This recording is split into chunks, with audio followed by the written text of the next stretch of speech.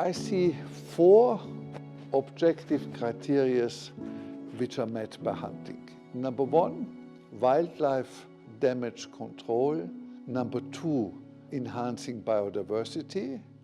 Number three, we put a very healthy piece of meat on the table. That's nutrition, and that's also in the modern times a very healthy nutrition.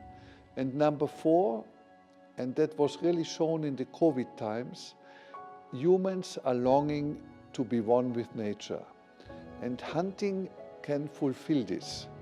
So hunting is a good way to experience nature and to be one with nature.